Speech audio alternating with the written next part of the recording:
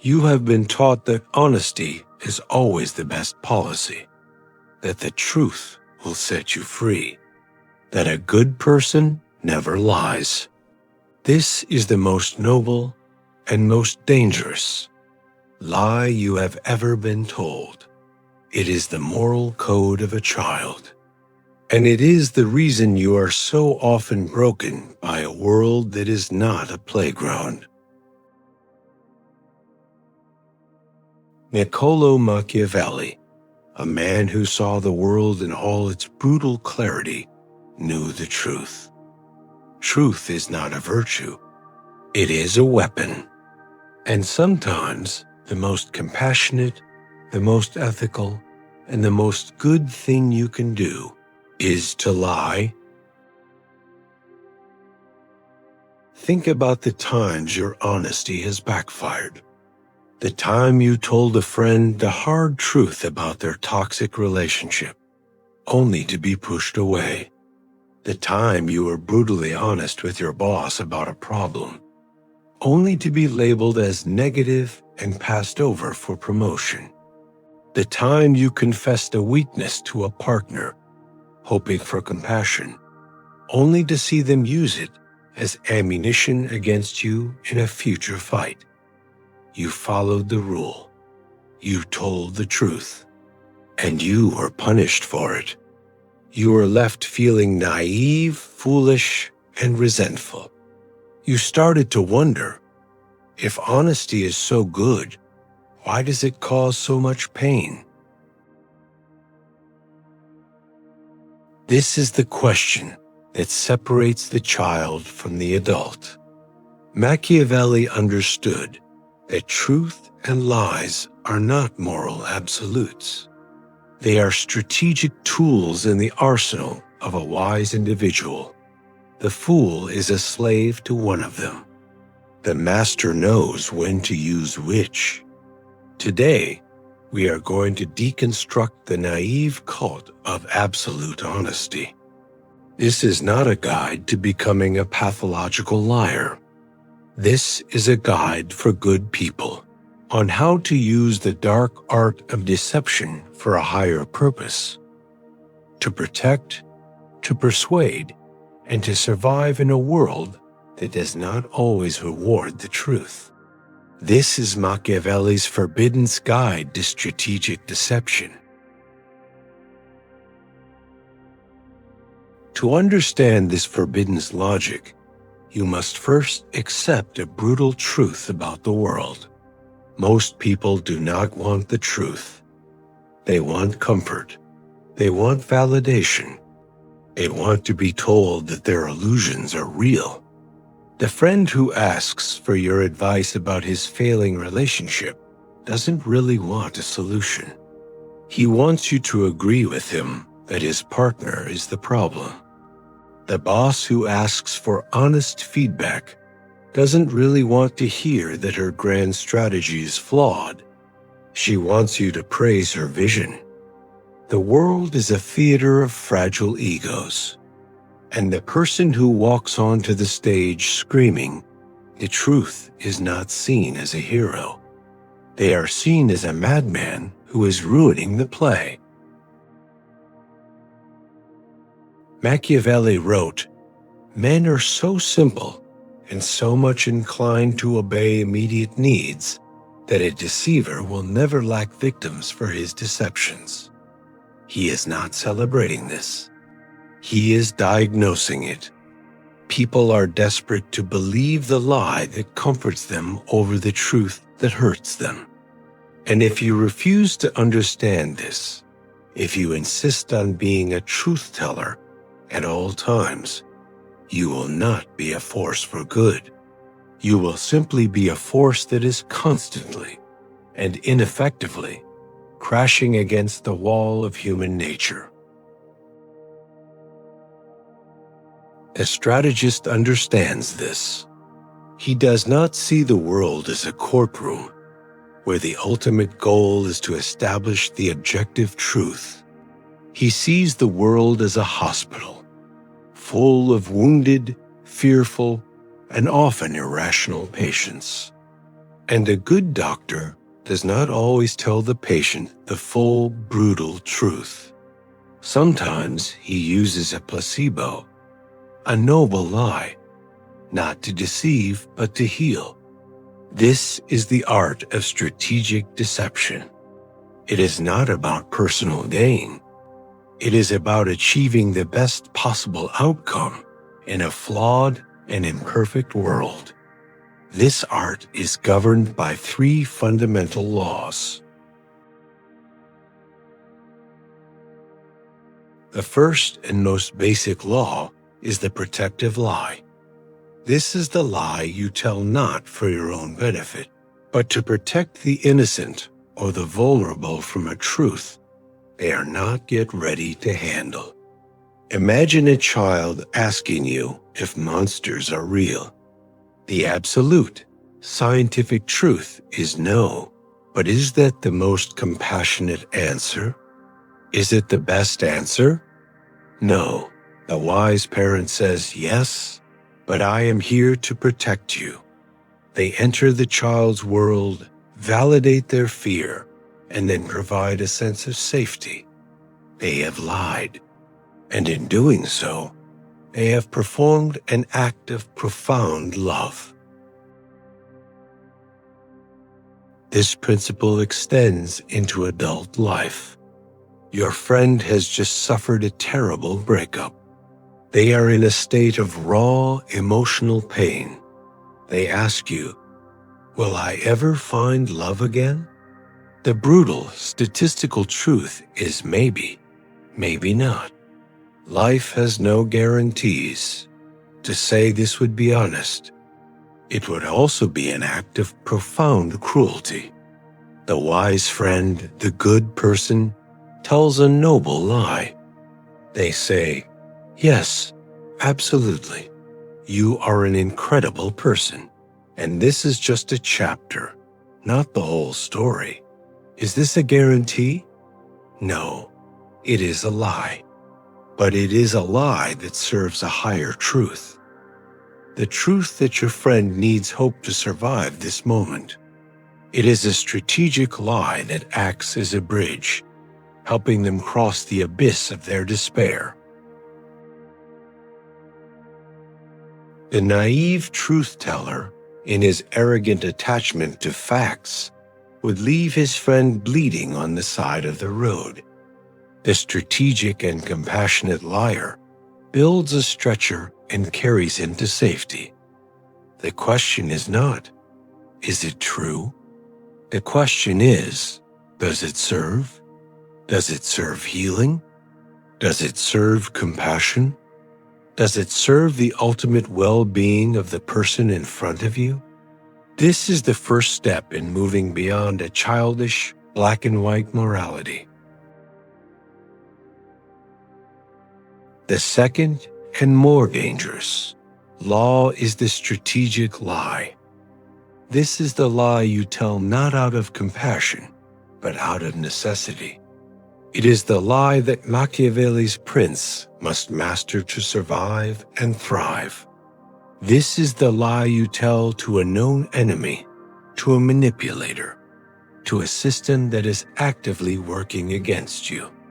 In these situations, to be completely honest is not a virtue. It is unilateral disarmament. It is like showing your battle plan to the opposing general before the war has even begun. Machiavelli wrote, "A prince never lacks legitimate reasons to break his promises." This is one of his most chilling and most realistic observations. He is not saying that a prince should be a liar. He is saying that in the brutal game of power, there will inevitably come moments when survival requires deception.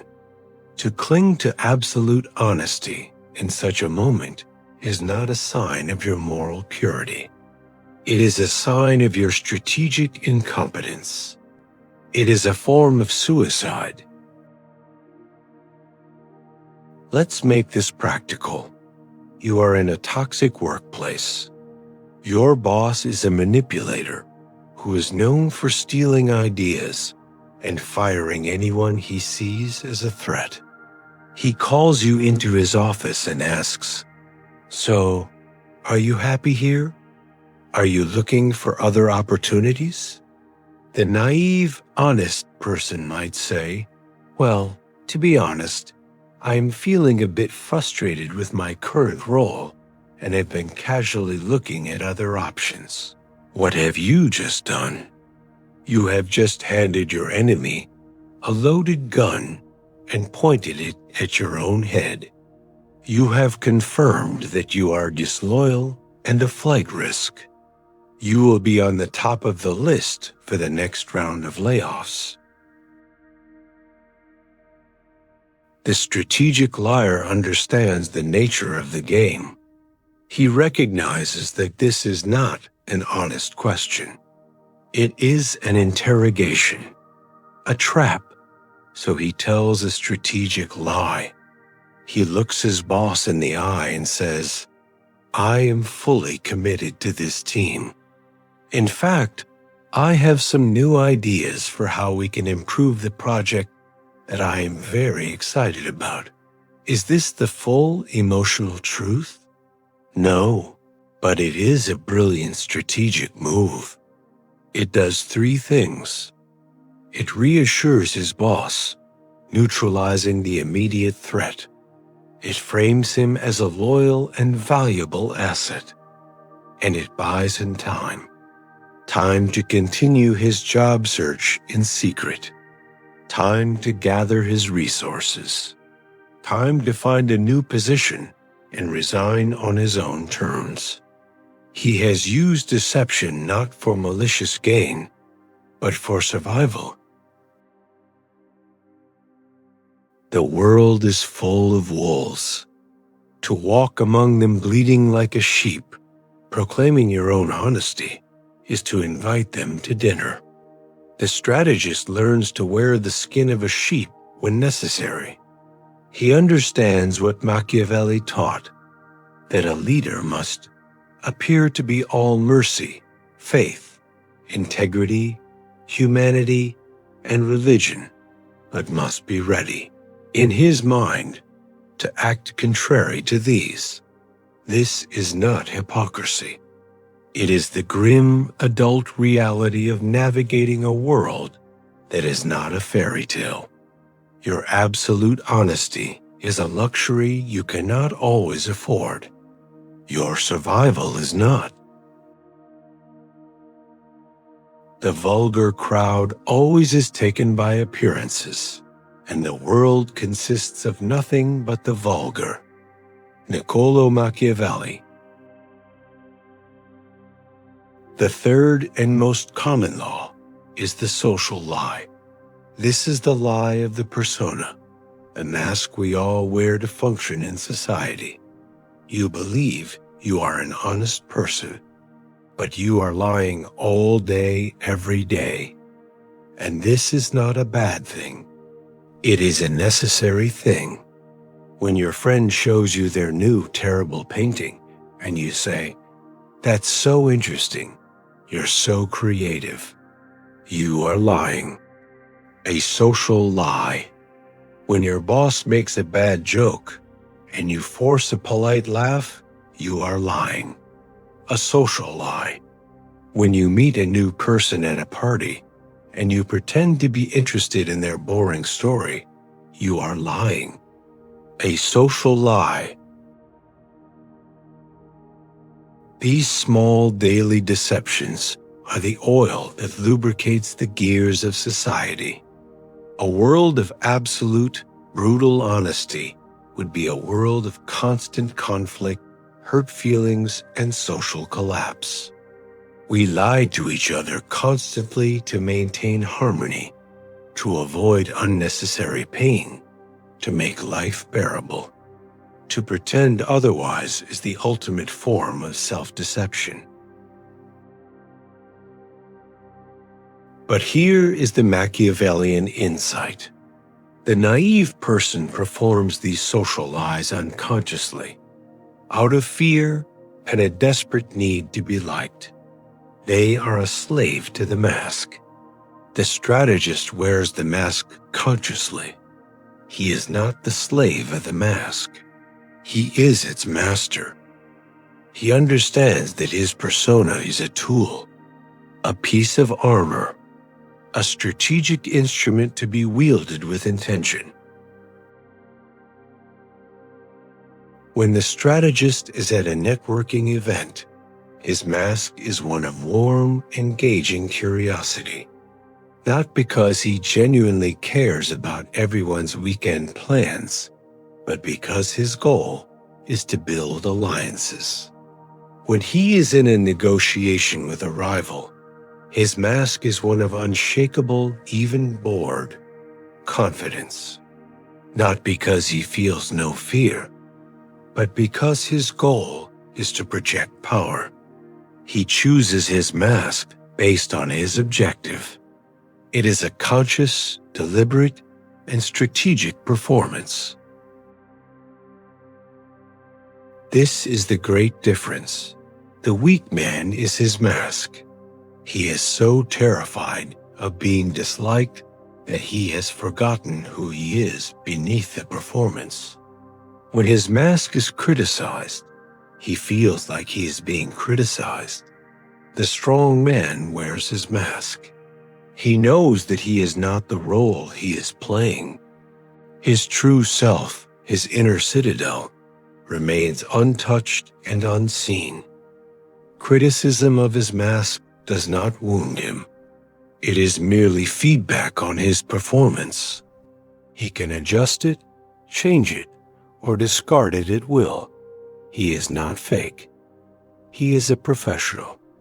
And life, in the social realm, is a professional's game.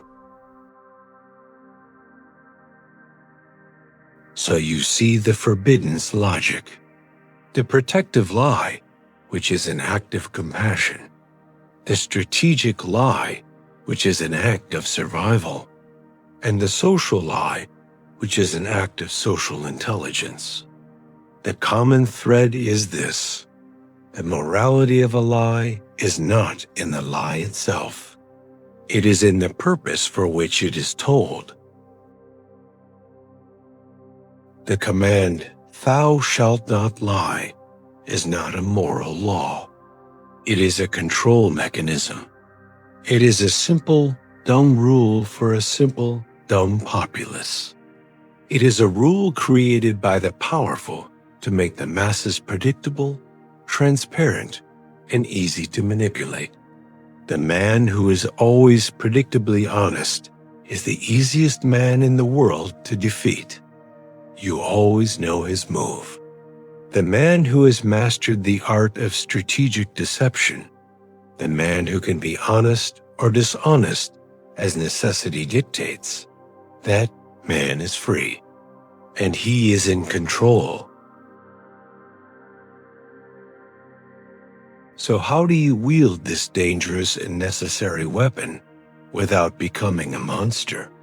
How do you become a master of strategic deception while still being a good person in the truest sense of the word?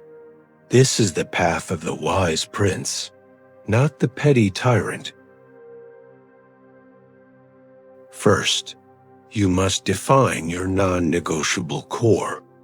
Before you can lie strategically, you must first know what your absolute, unshakable truths are.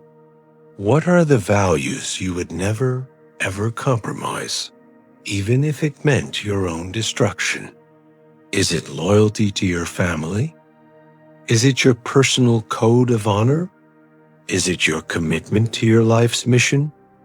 You must write these down. This is your inner citadel. This is the part of you that is not for sale. Your strategic lies must always be in service of protecting this sacred core. You lie to the outside world to protect the truth within. The man who lies for no reason is a fool. The man who lies to protect his soul is a strategist. Second, practice the art of the truthful lie. Most effective deceptions are not outright fabrications. They are the truth, told selectively. They are true statements that are designed to mislead. This is the art of the politician, the lawyer, the diplomat. When asked a difficult question, they do not lie directly. They answer a different question. They reframe the issue. They use ambiguous language. They reveal a small, harmless truth to hide a larger, more dangerous one. You must become a master of language, not just for what it says, but for what it doesn't say. Learn to use silence. Learn to use misdirection. Learn to tell the truth, but not all of it. This is not about being a liar. It is about being a poet of reality. Third, lie to others, but never to yourself. This is the most crucial rule of all. The moment you start to believe your own masks, the moment you lose touch with your own true intentions, you are lost. You have become a slave to your own deception. The Machiavellian strategist must be the most brutally self-aware person in the room. He must have a private space journal, a trusted confidant, a silent moment of reflection at the end of each day where he takes off all the masks and looks at himself with absolute, unflinching honesty. Why did I tell that lie? Did it serve my higher purpose? Or did it just serve my ego, my fear, my weakness? The man who lies to others to achieve his goals can be a king. The man who lies to himself is always a slave. You have been given the keys to a forbidden art. You now understand that truth and lies are not a simple matter of good and evil. They are tools, weapons, instruments of power to be wielded with skill, with wisdom, and with a clear purpose. You see that the naive cult of absolute honesty is a trap designed to keep you weak and defenseless in a world that is anything but honest. What you do with this knowledge will define your effectiveness for the rest of your life. You can retreat back into the comfortable, childish morality of always tell the truth and continue to be broken by a world that does not play by your rules.